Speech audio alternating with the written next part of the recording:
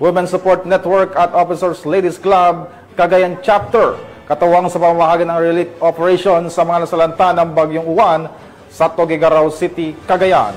Tinutukan niya ni Patrolwoman Leni Lorenzo. Dahil sa nagdaang Bagyong Uwan, kabilang ang Tuguegarao City sa mga labis na naapektuhan ng dahilan upang maraming pamilya ang mangailangan ng agarang tulong at suporta. Pinangunahan ni Miss Mary Ann Awingan, may-ari ng Pepper Lunch, Yaw Yaw at Southern Grind Bistro, sa pakikipagtulungan ng Women's Support Network, sa pangunguna naman ni Mrs. Regina Angulwan, Advisor at Officers Ladies Club, Cagayan Police Provincial Office Chapter OLC, ang pamamahagi ng iba't ibang ayuda sa Barangay Balsain East, Tuguegarao City noong ika-13 ng Nobyembre taong kasalukuyan.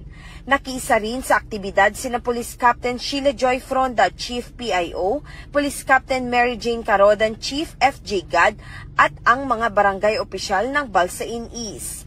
Nasa kabuoang 68 pamilyang benepisyaryo ang tumanggap ng bigas at grocery packs bilang agarang tulong.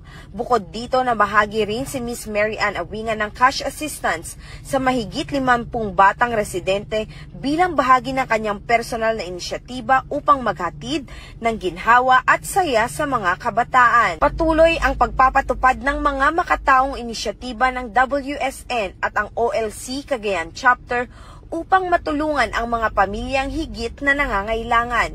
Isang patunay ng buhay na diwa ng bagong Pilipinas na nakasentro sa malasakit, pagkakaisa at bayanihan para sa komunidad. Mula dito sa Lambak ng Cagayan, ako ang inyong PNN correspondent, Patrolwoman Leni Lorenzo, alagad ng batas, tagataguyod ng Balitang Pulis.